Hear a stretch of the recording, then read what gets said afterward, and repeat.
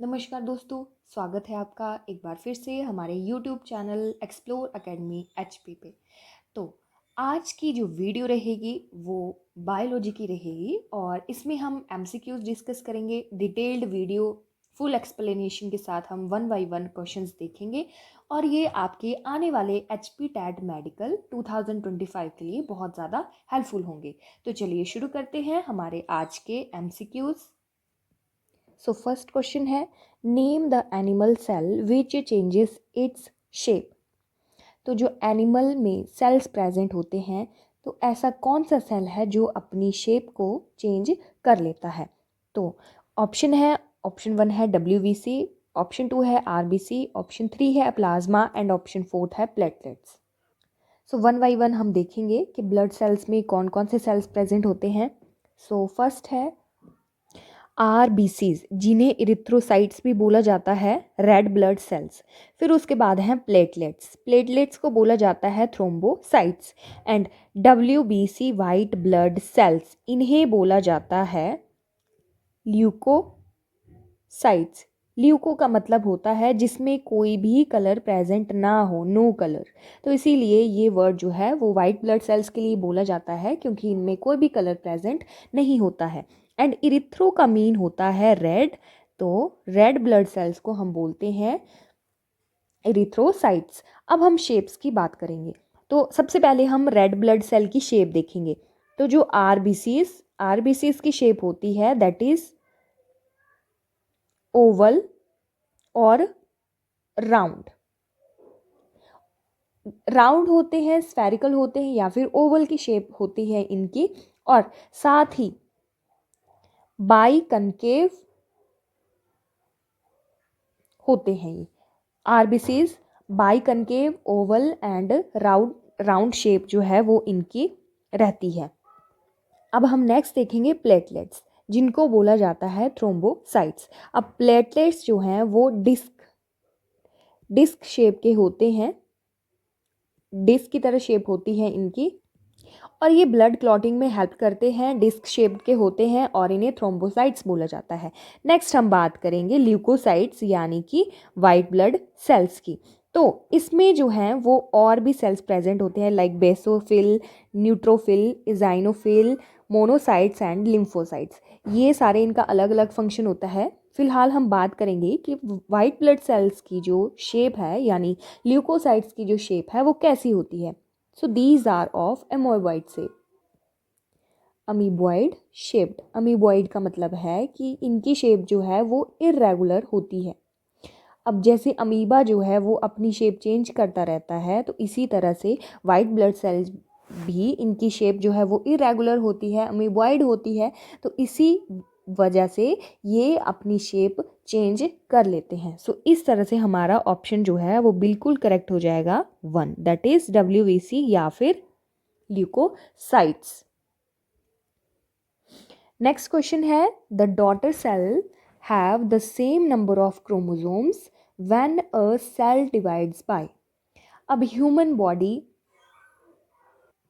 या फिर किसी भी लिविंग ऑर्गेनिज्म की बात करते हैं, तो हमारी बॉडी या फिर किसी लिविंग ऑर्गेनिज्म में जो है वो सेल डिवीजन चलती है, सेल साइकिल्स चलती है। ठीक है, तो सेल डिवाइड जो करता है वो दो प्रोसेसेस से करता है। One is mitosis and second one is meiosis. तो यहाँ पे पूछा गया है, जब डॉटर सेल जो हैं वो डिवाइड होने के बाद भी उनका क्रोमोसोम नंबर जो है वो सेम रहता है, उस प्रोसेस को या फिर उस डिवीजन को क्या बोला जाता है। तो सबसे पहले हम देखेंगे कि ऑप्शंस क्या हैं हमारे पास। ऑप्शन 1 है मियोसिस, ऑप्शन 2 है अमाइटोसिस, ऑप्शन 3 है डायरेक्ट डिवीजन एंड ऑप्शन 4 है माइटोसिस। तो माइटोसिस की हम बात करेंगे। इस क्वेश्चन का जो राइट आंसर है दैट इज माइटोसिस। तो माइटोसिस की बात करेंगे हम। माइटोसिस एक ऐसी प्रोसेस है, एक ऐसी डिवीजन है सेल की जहाँ पे पेरेंट सेल जो है वो डिवाइड होता है टू आइडेंटिकल डॉटर्स में। When parent cell divided into two daughter cells में डिवाइड होता है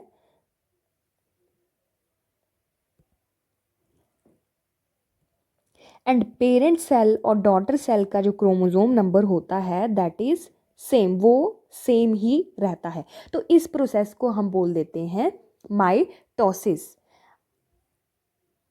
अब यहाँ पे हम देखेंगे कि माइटोसिस में जो है वो 4 स्टेजेस होती हैं। जिस तरह से ये साइकिल चलती है पूरी, किस तरह से ये डिवीज़न होती है सेल की, तो सबसे पहले इंटरफेज आती है, ठीक है, जहाँ पे सेंट्रोसोम एंड क्रोमोसोम प्रेजेंट होते हैं। फिर डिवीज़न होती है एंड डीएनए जो है वो कॉपी होता है। एंड फर्स्ट स्टेज पे जिसको बोलते हैं प्रोफेज, उस पे क्या होता है कि क्रोमोसोम जो है पेयरिंग होने लगती है, उनकी पेयर हो जाते हैं। फिर सेकंड स्टेज आती है मेटाफेज। मेटाफेज में क्या हो जाता है कि क्रोमोसोम जो है वो लाइन अप हो जाते हैं इक्वेटर पे, माइटोटिक डिवीजन होगी। फिर क्रोमोसोम जो है वो इक्वेटर पे लाइंड हो जाते हैं। फिर थर्ड स्टेज आती है एनाफेज। तो एनाफेज में क्या होता है कि जो क्रोमोसोम्स होते हैं उनकी स्प्लिटिंग होने लगती है, स्प्लिट कर जाते हैं क्रोमोसोम्स। और ये सबसे शॉर्टेस्ट फेज होती है माइटोसिस की, जहाँ पे क्रोमोसोम्स जो हैं वो स्प्लिट होने लगते हैं। एंड लास्ट है टीलोफेज। तो टीलोफेज में क्या होता है कि यहाँ पे कॉम्प्लेक्स सी लॉन्ग फेज होती है, कॉम्प्लेक्स सी होती है। यहाँ पे हमारे पास स्पिंडल फाइबर्स जो हैं अपीयर होते हैं, स्पिंडल फाइबर्स अपीयर होते हैं। एंड सेल जो है वो मिडल में प्रेजेंट हो जाते हैं। एंड साइटोकाइनेसिस का मतलब है कि सेल डिवाइड हो गया, टू आइडेंटिकल डॉटर सेल्स बन गई और ये फर्दर फिर से डिवाइड करेंगी। तो फिर से मैं आपको एक बार रिपीट कर देती हूँ कि माइटोटिक डिवीजन जो है, माइटोसिस जो है वो 4 स्टेजेस में चलती है। First one is prophase. तो प्रोफेज जो है इसको इनिशिएशन भी बोलते हैं, जहाँ पे क्रोमोसोम मटेरियल प्रेजेंट होता है और ये अपोजिट पोल पे जाना शुरू करती हैं एनिमल सेल पे, ठीक है, अपोजिट पोल पे जाती हैं और फिर आ जाती है मेटाफेज। तो मेटाफेज में क्रोमोसोम जो है वो स्प्रेड कर जाते हैं साइटोप्लाज्म में और पेयर अप हो जाते हैं। फिर पेयर अप होने के बाद जब एनाफेज में आ जाते हैं तो ये शॉर्टेस्ट स्टेज होती है, शॉर्टेस्ट ड्यूरेशन रहता है इस फेज़ का। और यहाँ पे क्रोमोसोम्स की जो है स्प्लिटिंग होने लग पड़ती है। एंटीडो फेज़ में कॉम्प्लेक्स बनने शुरू हो जाते हैं और स्पिंडल फाइबर जो हैं वो डिसअपियर हो जाते हैं। सॉरी, यहाँ पे स्पिंडल फाइबर जो हैं वो डिसअपियर हो जाते हैं, अपीयर नहीं, डिसअपियर शुरू हो जाते हैं होना। और उसके बाद ये साइकिल कंप्लीट होती है एंड 2 आइडेंटिकल डॉटर्स जो हैं अगेन उनमें साइटोकाइनेसिस के थ्रू जो है डिवीज़न चलती है। अब एक और प्रोसेस होती है दैट इज़ मियोसिस। इसे हम रिडक्शनल डिवीज़न भी बोलते हैं। इसमें जो है क्रोमोसोम का नंबर हाफ हो जाता है। तो इस क्वेश्चन का राइट आंसर हो जाएगा माइटोसिस, जहाँ पे डॉटर सेल के पास क्रोमोसोम नंबर जो है वो बिल्कुल सेम रहता है as to their parent cell. Next है ribosomes are site of for. Ribosomes जो सेल में प्रेजेंट होते हैं उनकी साइट क्या होती है, कहाँ पे प्रेजेंट होते हैं, पहले तो ये देखेंगे और फिर उनका फंक्शन क्या होता है हम ये देखेंगे। राइबोसोम्स साइटोप्लाज्म में प्रेजेंट होते हैं, बेसिकली ये फ्री होते हैं। बट जब एंडोप्लाज्मिक रेटिकुलम की बात करते हैं हम, तो उसको रफ बनाने के लिए जो है ये अटैच हो जाते हैं और उसको बोल देते हैं रफ एंडोप्लाज्मिक रेटिकुलम। अब इनका मेन फंक्शन क्या रहता है? ऑप्शन है प्रोटीन सिंथेसिस, ऑप्शन 2 है फोटोसिंथेसिस, ऑप्शन 3 है फैट सिंथेसिस एंड ऑप्शन 4 है रेस्पिरेशन। तो ये प्रोटीन सिंथेसिस में हेल्प करते हैं, इन्हें प्रोटीन फैक्ट्री भी बोला जाता है, protein factory of the cell भी बोला जाता है इनको, और ये प्रोटीन सिंथेसिस में हेल्प करते हैं। अब हम देख लेते हैं राइबोसोम्स के बारे में। तो ये रहा राइबोसोम का स्ट्रक्चर। सो प्रोटीन जो है बेसिकली अमाइनो एसिड्स ही होते हैं। जो प्रोटीन की बेसिक यूनिट होती है that is amino acid. Amino acids की लॉन्ग चेन होती है, वो एक प्रोटीन बनाती है और उसको सिंथेसाइज करने में हेल्प करता है राइबोसोम।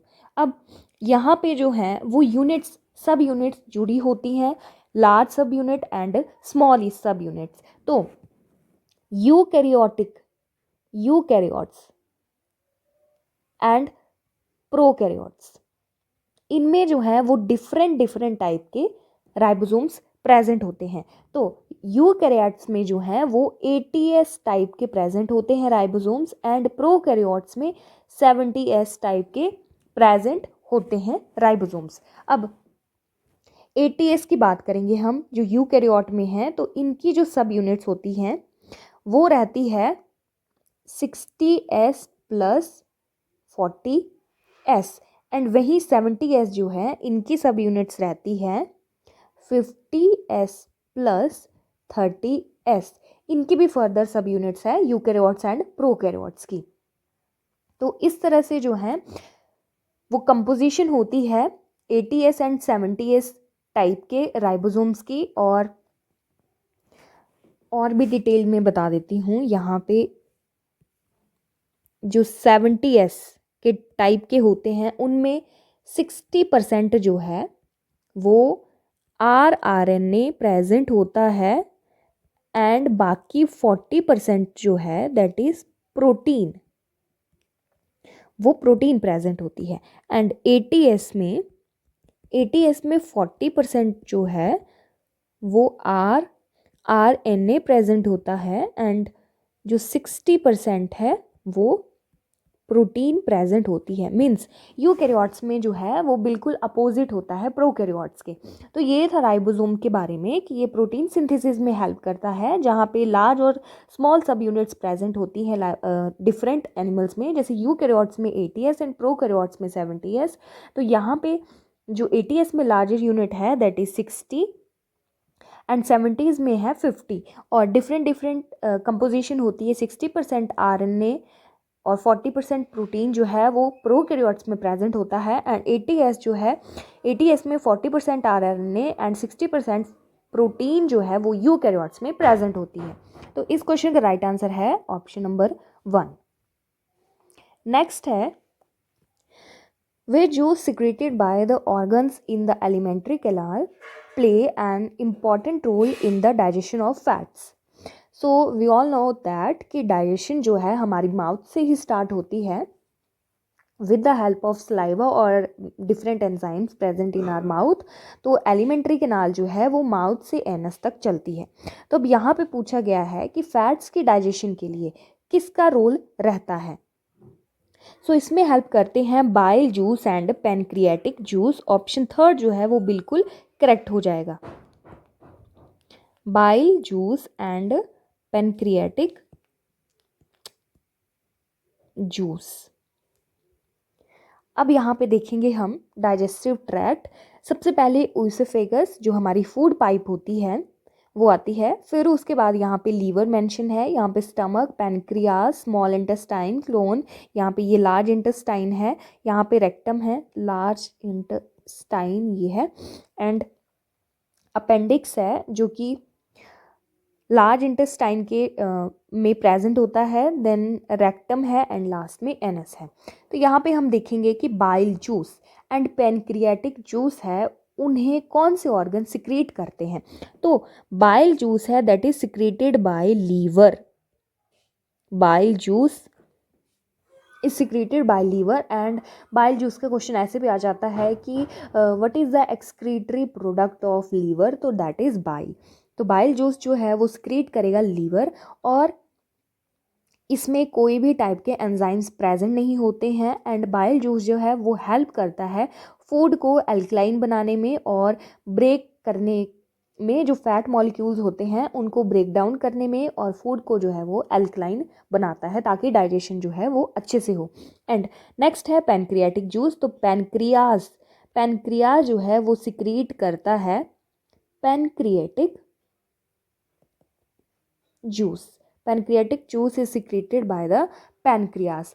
अब इसमें जो है वो एंजाइम्स प्रेजेंट होते हैं, वाइल बाइल जूस में there are no enzymes present, and pancreatic juice contain enzymes. So इनमें कौन कौन से एंजाइम प्रेजेंट होते हैं, लाइक अमाइलेज प्रेजेंट होता है, ट्रिप्सिन प्रेजेंट होता है, फिर पैनक्रियाटिक लाइपेज प्रेजेंट होता है, यहाँ पे मैं शॉर्ट में लाइपेज लिख रही हूँ, लाइपेज होता है, फिर न्यूक्लियसेस होते हैं इसमें। इस तरह से जो एंजाइम्स हैं वो पैनक्रियाटिक जूस में प्रेजेंट होते हैं। अब जो लाइपेज है, लाइपेज जो है वो डाइजेस्टिव एंजाइम है एंड लाइपेज जो है वो हेल्प करता है फैट की डाइजेशन के लिए। एंड बाकी अगर बात करें तो जो पटाइलिन है, एक और एंजाइम है दैट इज पटाइलिन।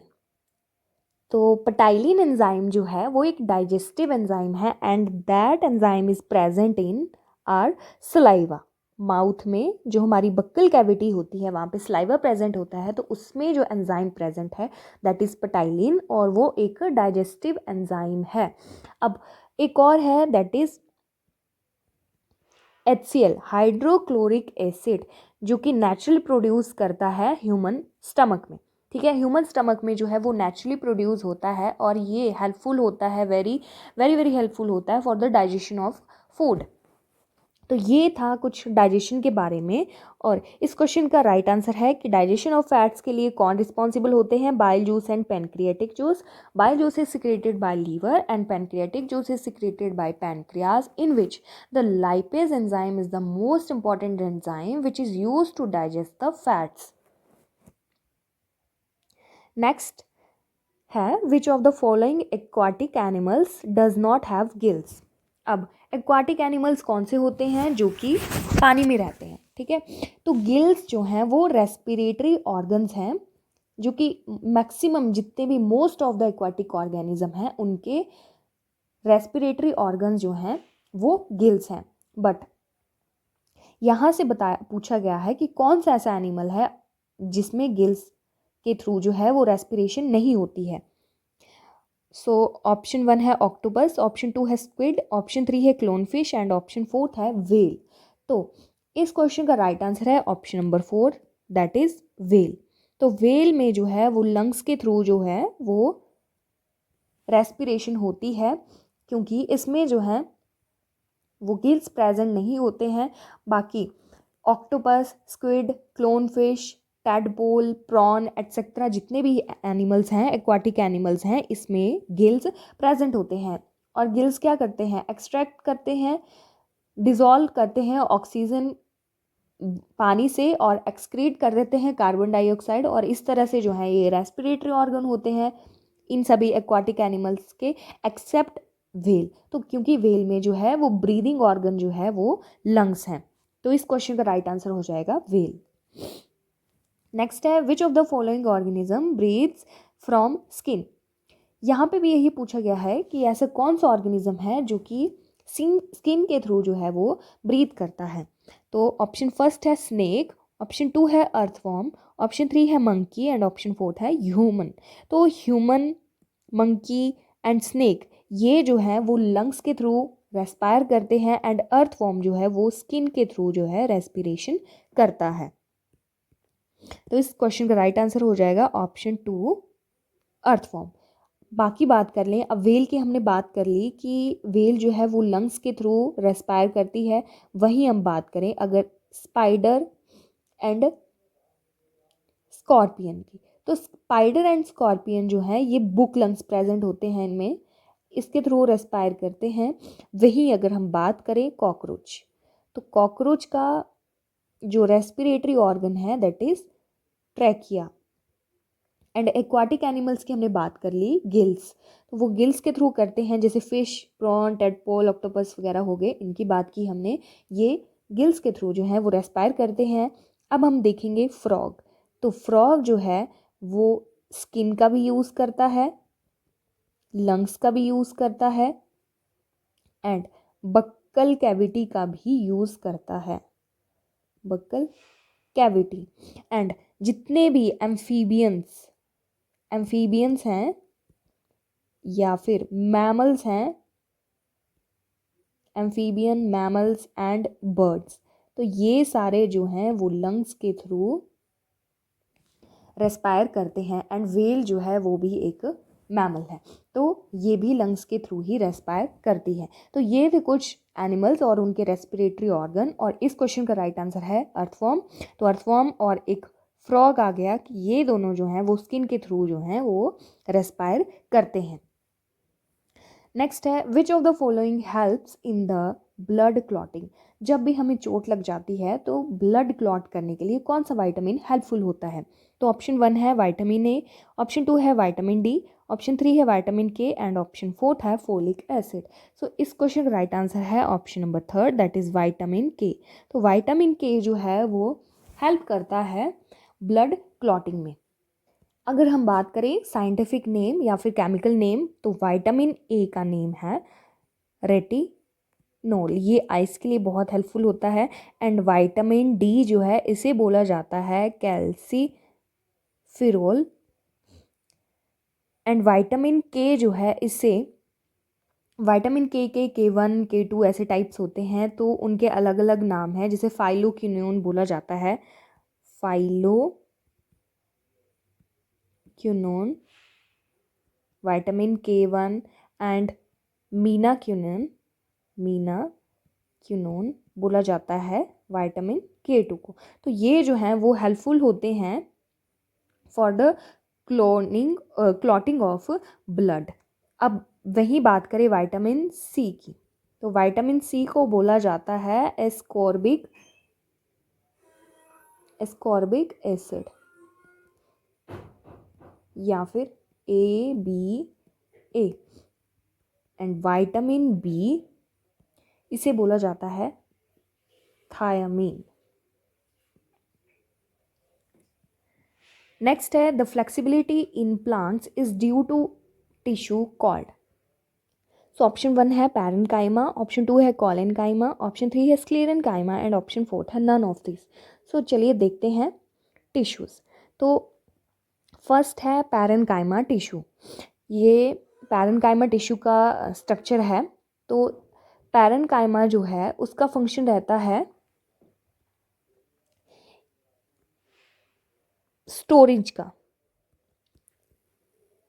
का काम करता है। ये स्टोर करता है फूड वगैरह को।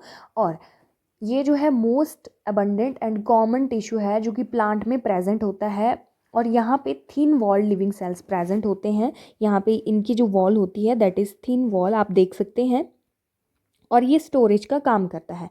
नेक्स्ट है कॉलेनकाइमा टिश्यू। अब यहाँ पे देख सकते हैं कि इनकी जो वॉल है वो थिक है, थिक वॉल प्रेजेंट होती है कॉलेनकाइमा में। अब कॉलेनकाइमा जो है वो प्रोवाइड करता है support and flexibility and support provide करता है। और ये इसकी जो वॉल है वो बहुत थिक होती है रेदर देन पैरेन्काइमा। एंड यहाँ पे जो है शुगर एंड स्टार्च की भी मैन्युफैक्चरिंग होती है। और जिस तरह से ये प्लांट को सपोर्ट एंड फ्लेक्सिबिलिटी प्रोवाइड करता है। नेक्स्ट है हमारे पास स्क्लेरेनकाइमा। तो यहाँ पे जो है स्क्लेरेनकाइमा में ये थिक वॉल्ड होता है। यहाँ की जो वॉल होती हैं कॉलेनकाइमा और पैरेन्काइमा से काफ़ी ज़्यादा थिक होती है और ये मैकेनिकल स्ट्रेंथ प्रोवाइड करता है। This provide mechanical strength to the plant. तो इस क्वेश्चन का राइट आंसर हो जाएगा option number 2 that is collenchyma. Next है influenza disease is caused by which of the following.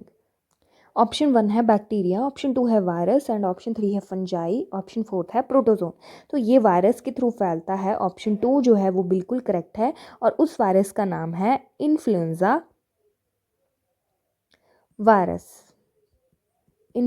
Viruses.